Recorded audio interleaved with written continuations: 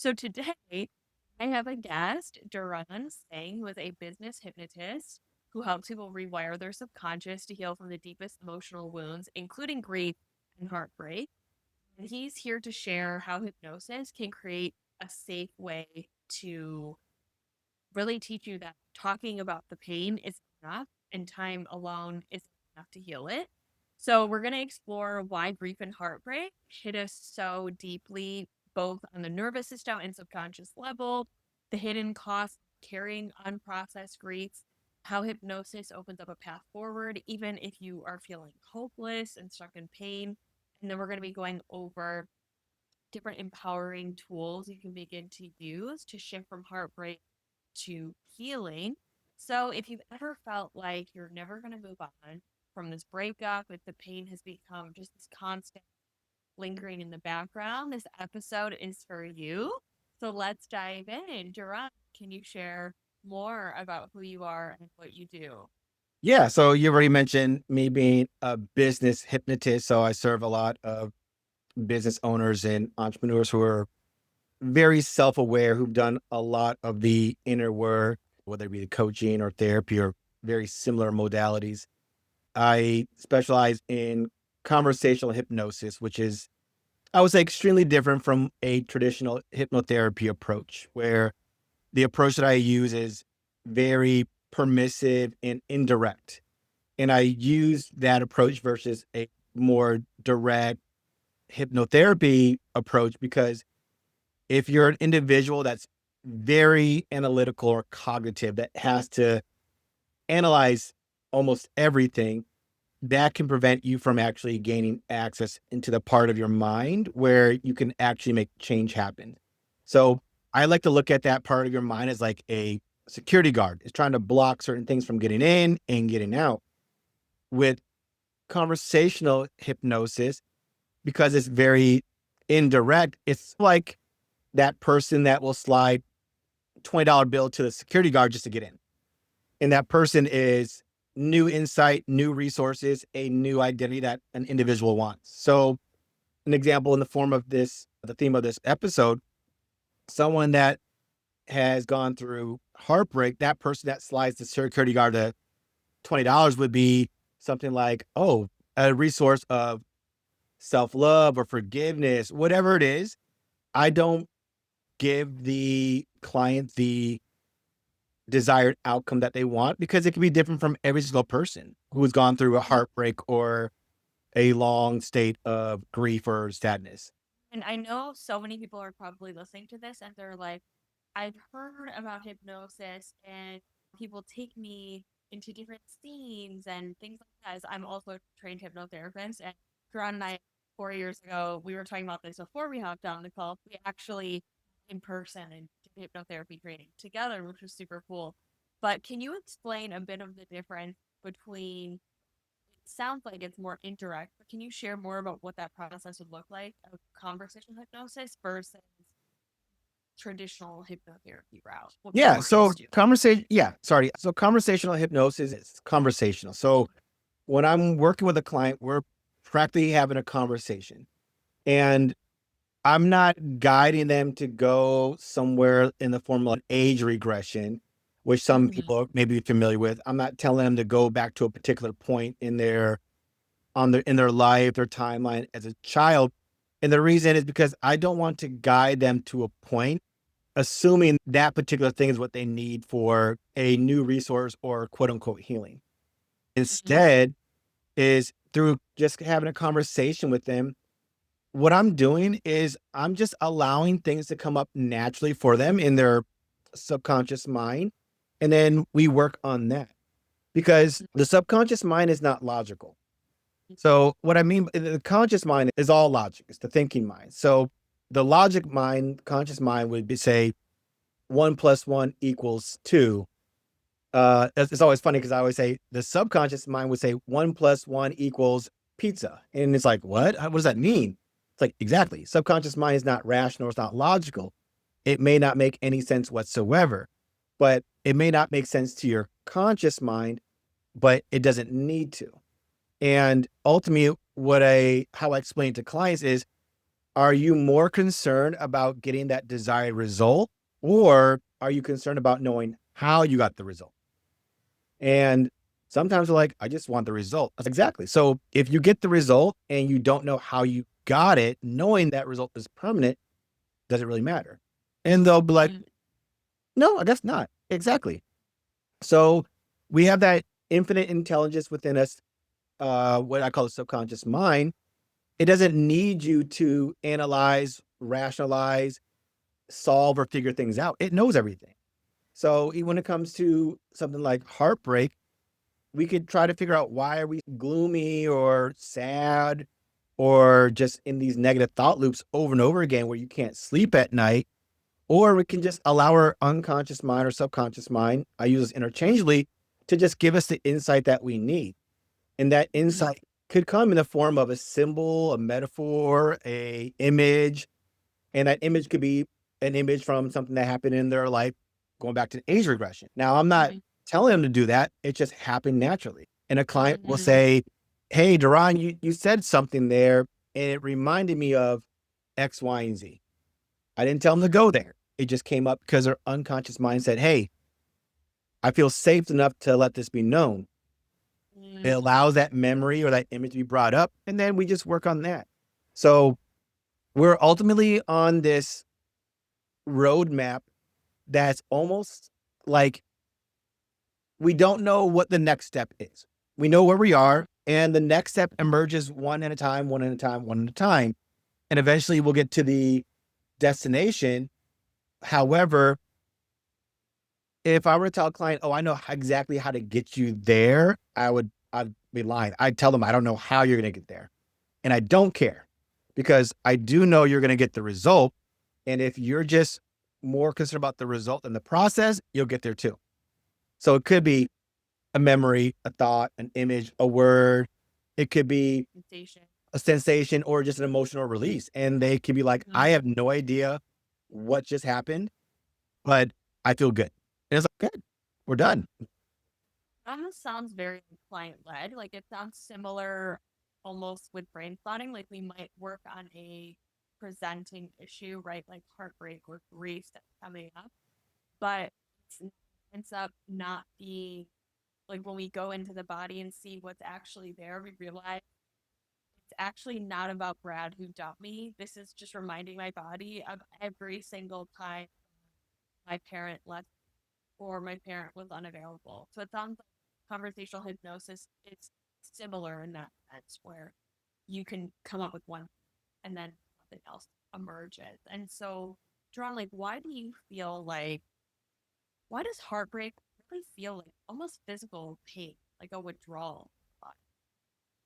So when it comes to heartbreak, and I've experienced it before, for me, I would say, oh man, like it's probably one of the most difficult things to really bear with. But the thing is, no matter what we label it as, heartbreak, grief, sadness, it's the same for any and every emotion. It's us not Mm-hmm. letting go. I know a lot of people that probably watch this will realize it too, where you hear a lot about forgiving and letting go. And you have books that are called Letting Go or Forgiveness, all that stuff. And you read these books that could be like 3, 4, or 500 pages, and you're like, the book never told you how to let go. Like, how do you do it? Wait a minute, I just read all these books about letting go, but they don't explain it. They just gave me all this information about letting go, but I don't know how to. And I remember one day, I can't remember what I was doing, but I came up with my own like definition of it, and it was so profound. Letting go is really letting go of the emotion that you're still holding on to. And then I was like, man, I thought it was like this esoteric, like long-winded explanation, but it's like letting go is the emotion. You're letting go of the emotion. So when it comes to heartbreak, the reason it can be felt as so debilitating is because the heartbreak and the grief was already there. What took place is a relationship or the loss that we experienced has just triggered this almost foundation of all that grief. And I look at it, if it were a filing cabinet, it's already filled with all these moments of grief. and we just took a new one and filed it. And it's because it's fresh and new, like a wound, it's what we're experiencing in that current moment now. We think that's what it is, but it's just a reoccurrence of older emotional patterns. So, what do you do in that case? You could sit there and analyze, think about that grief, but it's not going to make it go away because you're trying to use thoughts to change your feelings. What you do want is to allow the emotional release to happen. And the only way it will happen, only way is for the body to be safe enough to know it's allowed to release. If it doesn't feel safe, not relaxed, I make sure I tell people safe and relaxed are not the same thing because you can be relaxed in a meditation, but still not feel safe. So once your body and your mind feels safe, then it's almost okay, it's time to let this go. And once that grief is resolved and expressed, is when an individual experiencing that heartbreak is, I feel good.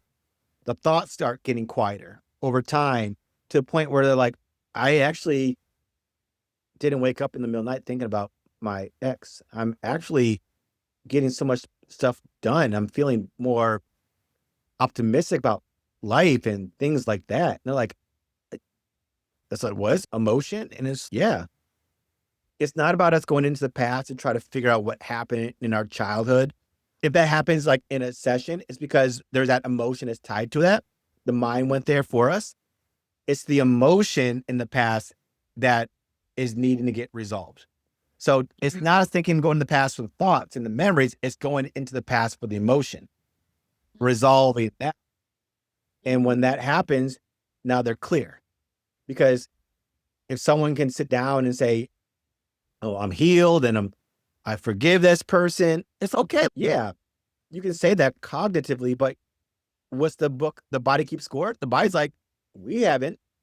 So when someone does that, now there's a conflict between their mind and their body. And then they start wondering, like, how come I'm telling myself I moved on, but I still feel this longing? So Mhm. what I love about conversational hypnosis is it does have that somatic element, which is extremely important. When a client is getting into that hypnotic state, we bypass that security guard at the door. It's, hey, it's time to let this go. And it's just like, okay. And it could happen during the session, or it could happen after the session, a week after the session, because sometimes a client, once again, they're like, hey, what has happened? I'm not sure. I'm not, not, not. They get busy with life. And there's that one moment where everything gets still and the mind's like, hey, now let's do it. And they're like, oh my God, what is this feeling? So a lot of people think that, oh, it's going to feel really good. It's like, no, that emotion that you've been holding on to, it's got to, it's got to go. So if you think it's like the one movie quote, if you think it's going to be rainbows and butterflies, it can be, or it can feel like some hell for a little bit. But that's the emotion. And the only reason Yeah, why that's happening is because we've held on to all this, like this big ball of emotion that has to get released. But when we do that over time, now we're training ourselves when we experience that to let it go in that moment. And that's the key thing. absolutely. 'Cause a partner who broke up with you, it's not about the breakup. It's about what emotion is it triggering that's been like suppressed and locked in your body for years. A lot of people might listen to this and be like, oh, that makes sense. But a lot of people feel like it's still so hard to let go. Like, what do you find is happening in the subconscious mind that makes heartbreak feel so like addictive and hard to? I would say that's our conscious mind making that assumption. It's hard to let go of. The unconscious mind likes familiarity. So if you've been holding on to grief for decades, it's oh more. So the mind is only going to change once again if it is being given a new familiar. However, the mind at the same time doesn't like unknown because the unknown is not safe to the mind. So if I know I can wake up and experience heartbreak every single day for the rest of my life, my mind's okay with it. I know what to expect. Tomorrow, I know exactly what to expect. Heartbreak. Here's Bobby. He doesn't want heartbreak anymore, but if there's no heartbreak, then what is there? Mm. That's weird. I don't know what will we replace that with. That's unfamiliar. I can't predict that. That doesn't feel safe. The key is, like in a hypnotic state, is to tell the mind, hey, instead of feeling heartbreak, I want to feel peace. I want to feel self-love. So now it's like, oh, okay. But once again, that's just a word. So now we have to give it instructions on what that would look like. This is me spending more time with myself and enjoying my time with myself and doing this. So now we're actually making, it's probably like a Joe Dispenza ideology. Now we're making the future known in the current moment. This is what it looks like. So now we're making the unfamiliar familiar based off of our future pacing and our visualization of it. So now it has somewhere to go once heartbreak is released. Mhm. Yeah, so you would recommend that after you release that emotion, that fueling the heart, Yeah. making sure you're visualizing. It makes sense, right? If you're listening to this, a breakup can feel so triggering because, hey, I'm sure triggering your childhood trauma or abandonment, or it's like you're used to being with this person maybe 1, 2, 3 years or even a few months. Like your brain is like looking for them. So of course it's longing for them, but that familiarity feels unsafe. So that visualization is wonderful. Can you share a time when you really experienced a deep heartbreak? Felt really scary to let go. Oh yeah. I had a heartbreak and it felt like my world was over. It was wrenching on me where I couldn't sleep. And it was to the Mm. point where I, when I say I couldn't sleep, I'd be up all night and just tossing and turning in bed. To the point where I thought I was going crazy. I was like, melatonin's not working. Because of that, I was completely drained and exhausted throughout the day. Like my thoughts were on this individual. They were just, it was like a loop just going over and over again. And it seemed like no matter what I was doing at the time, it wasn't working or just made it worse. I'm like, oh man. So I almost felt like what I was doing was like I was throwing gasoline into this fire. And I'm like, whatever I'm doing right now is not helping at all. So another thing that I started doing, which made it worse, is went online, which I'm sure a lot of people do, try to figure out what's going on. But like I said, trying to figure it out, analyze it is not what your mind actually needs. It's actually adding more gasoline into the fire to start That's to intellectualize it because it goes back to what I said before. This is not a intellectualizing thing. This is a somatic thing. This is your body holding on to it, not your mind. So your body is wanting it to release, but our mind is keeping us there because it doesn't feel safe to let us drop into our body. And that's really the best way to look at it. So if you're not able to drop into your body, it's not going to release. absolutely.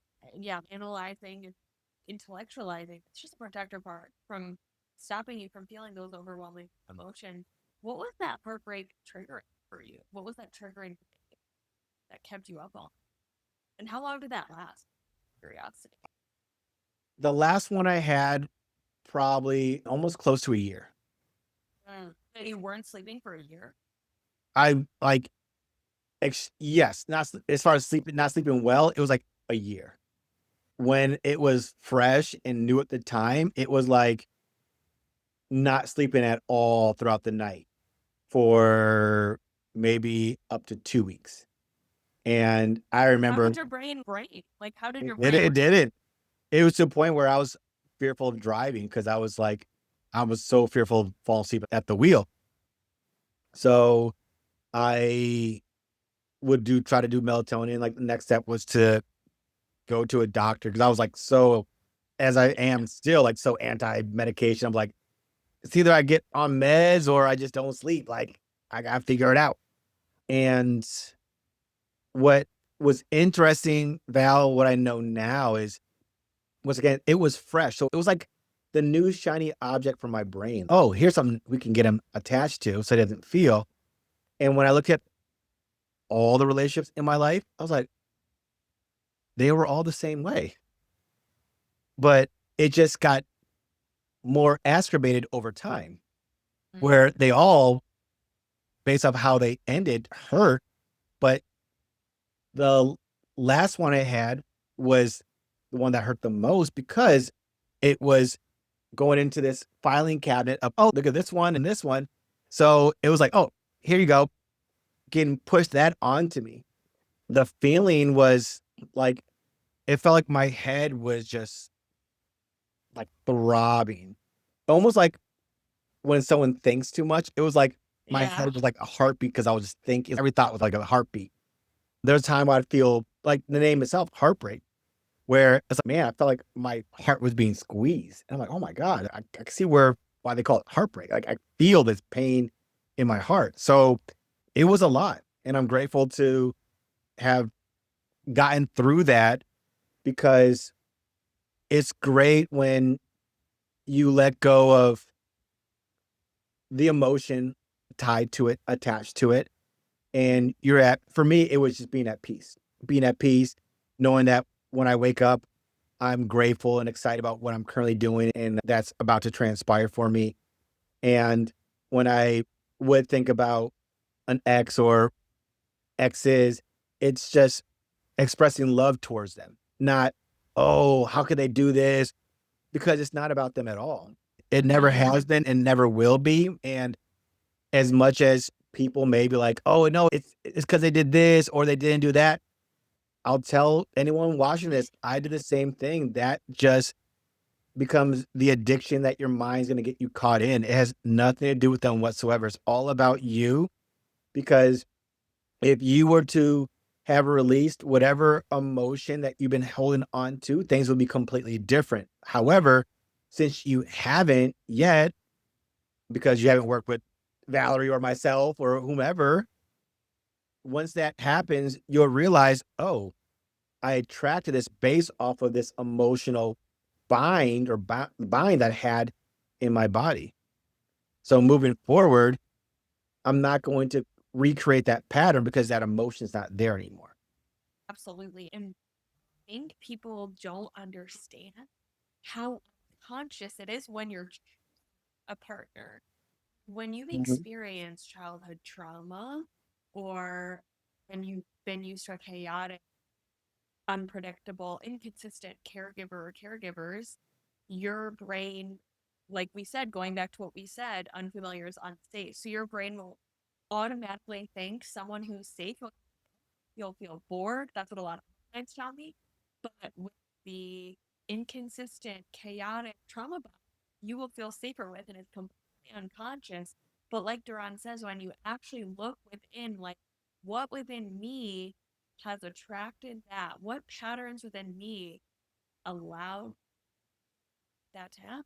Because every single time I blamed, pointed the finger at an ex of mine, it always comes back to me because I was with for my own unresolved wound. Yeah. And can I add to that too?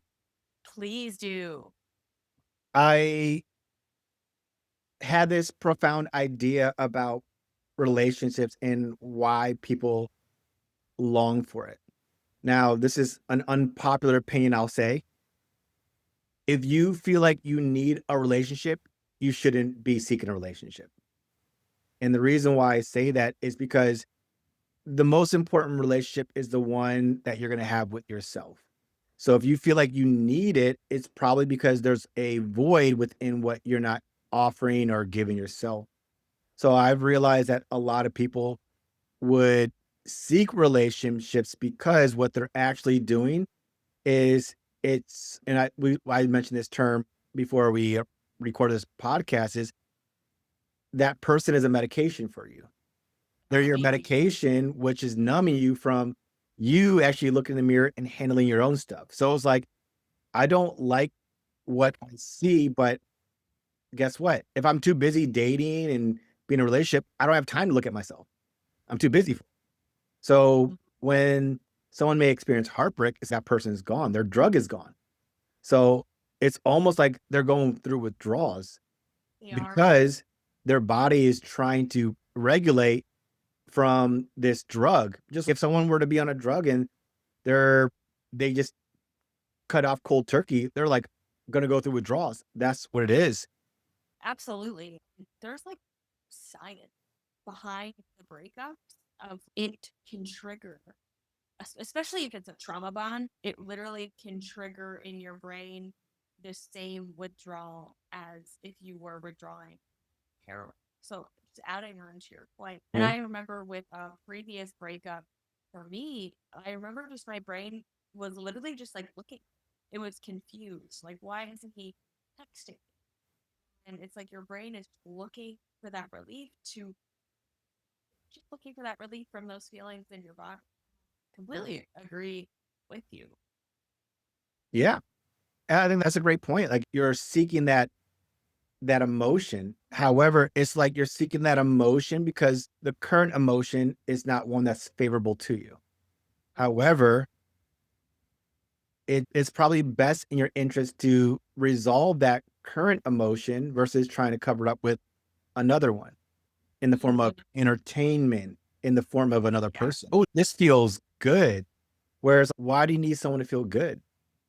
And a video that I recorded recently, it was talking about happiness, where in our movies and our songs and other forms of media, we are conditioned to believe that we need someone to make us happy. But that's not what happiness really is. That's entertainment. We're being entertained by them. But happiness is an internal representation of our own system. So if we're expecting someone to make us happy, that's no different than someone that's seeking a particular substance to make them feel relaxed or feel calm. And then they get addicted to it. And then next thing you know, it turns into serial dating and they'll stay in relationships that they know are toxic, which really just, I don't like using the word toxic because toxic is really just two people that haven't resolved their own stuff that are just together and now they're just triggering each other back and forth and it's like a war zone.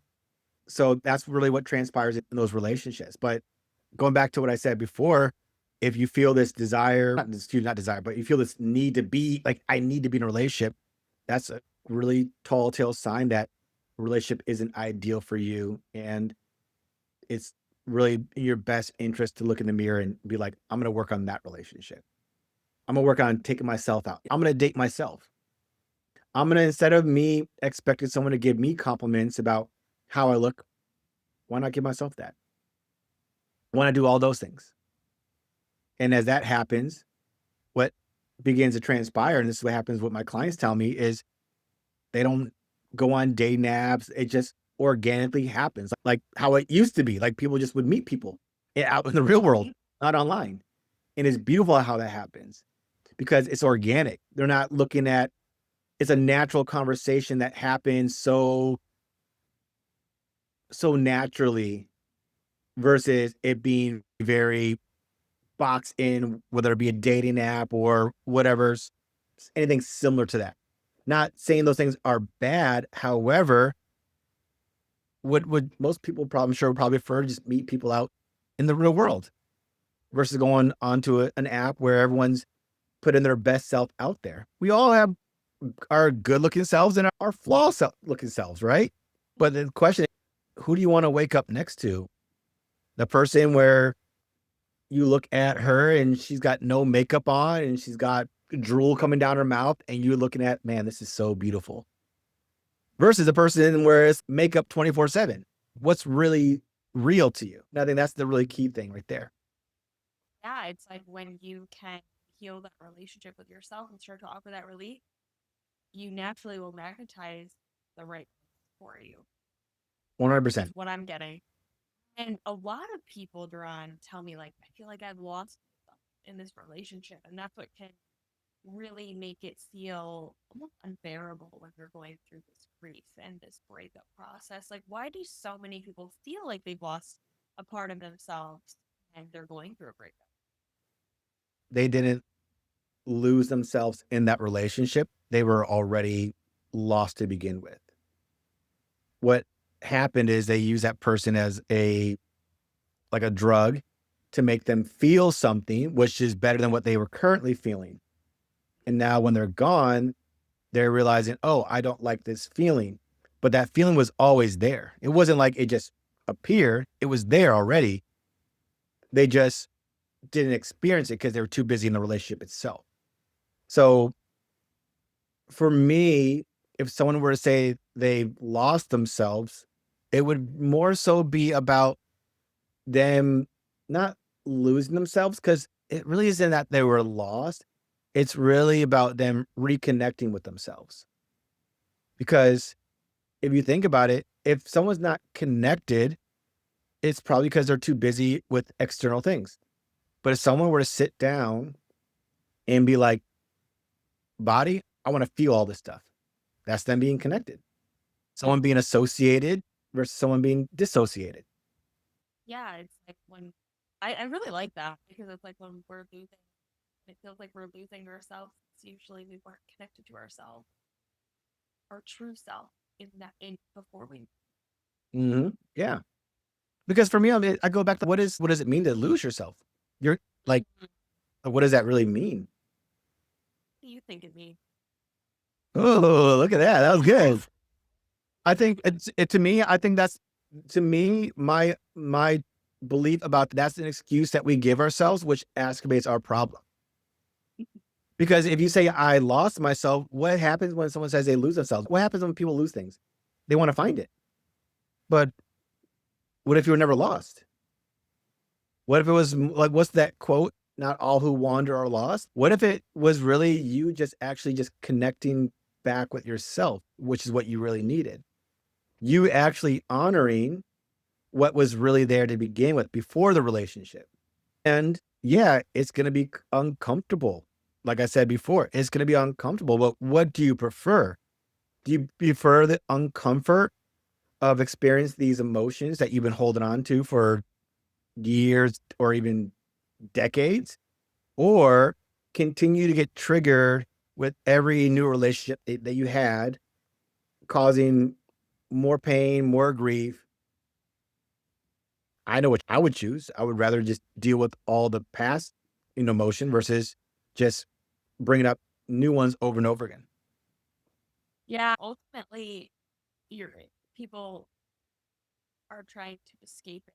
Really, it's just gonna come out either way in the next relationship, or if you choose to do that inner work and have the capacity for it. And if someone listening to this feels really hopeless, they will never get out of this feeling of heartbreak. What would you say to them? When you say that, like my hypnotist brain comes in to play with it. The best thing, the funny answer is like, work with me, you'll get out of it. If I was gonna give someone like the motivational pep talk and I say, I have 2 seconds, I say, work with me, I would say, hey, listen, like you can get through it. It's a emotional problem, not a logical problem. Mhm. And I know that can be hard for people to do. Ultimately, I think the best thing is find a professional who has expertise in helping people with grief and heartbreak would be ideal for them.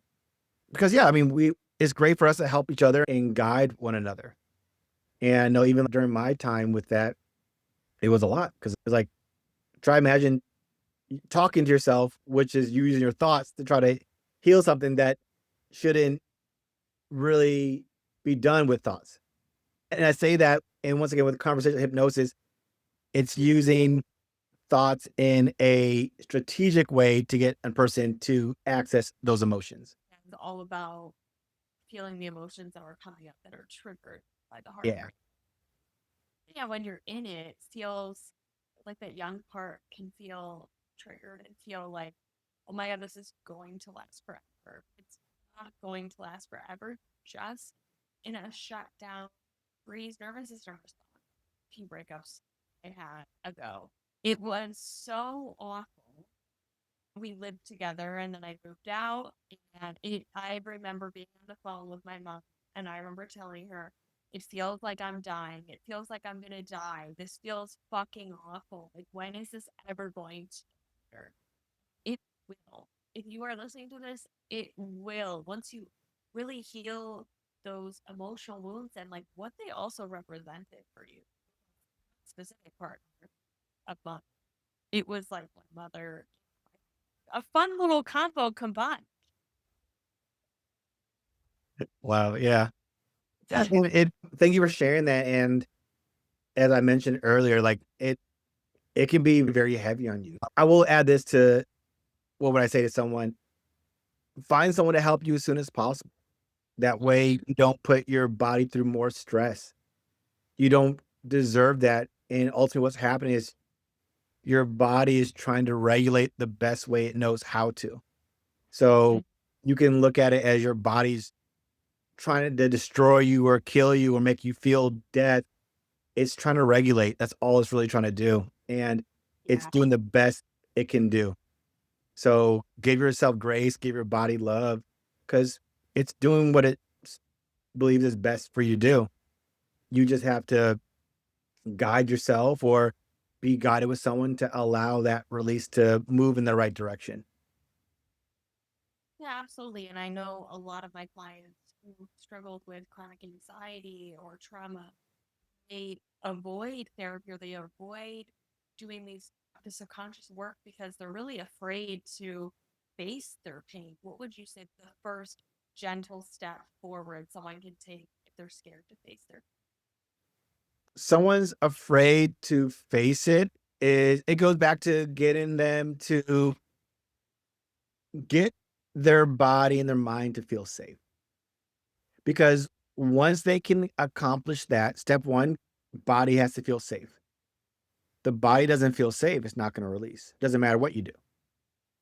Even if you were someone like me who was like, "I wanna release," and it's not happening, let me go to plant medicine, I'm gonna force it out, and now it creates more resistance, more fear around it because it wasn't safe, but you forced it to come out.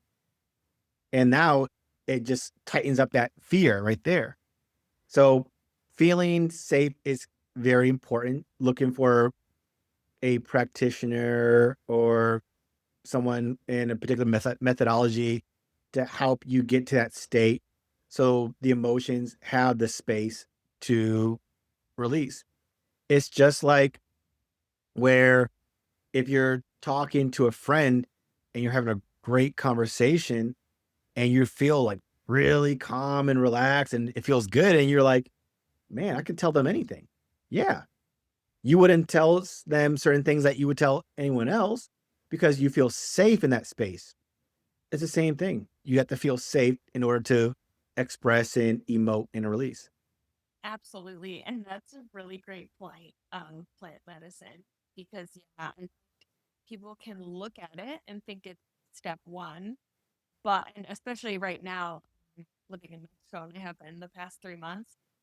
And I think plant medicine can be beautiful and such a great tool if your body feels safe, if you have those foundations set, because if not, you can re-traumatize yourself. And exactly like Deron said, you can build fear around versus if you build safety and learn those skills first and then do plant medicine. That's great. That's we want to take it step by step here. And yeah, like how would you say hypnosis calms the nervous system so people can actually feel safe again? It's getting an individual into the present moment. Healing only happens in the present moment. So when an individual can be present, feel present, that allows their mind to get off of future, gets their mind off of the past, and just be in the moment. And that allows them to feel calm. That allows them to feel safe. It goes back to the example I gave with you're talking to a really close friend and you're just having that conversation and it's wow, we're just in the moment. And I feel really calm. And you could sit there and next thing you know, you look at your watch, your phone, like, oh my God, 3 hours went by. This is amazing. And it's because you're just in the moment, in the now, just allowing everything to just exist as it is. And that's where all healing happens in the now. But what do most people want to do? They want to escape to the future. They want to bring up the past, thinking that doing that is going to help them with their now. But all we have is the now. So why not live there? That is very true. Yeah, just adding a point to the past. Sometimes, just like what we said earlier, past memories and past shit can come up in order for us to feel safe so that we can process it, process that unresolved emotion. And it was just so wonderful having you on the podcast, Ron. Where people connect with you and find you. I spend most of my time on Instagram, Deron underscore Singh, TikTok. I have a YouTube channel at Deron underscore Singh. I post videos on there weekly. And then if anyone were to be interested in working with me, I do have an application form on my website, deronsingh.com, where they can apply there. Perfect. Wonderful. Thank you so much. I'm sure so many people really connect with your story and everything that you shared today.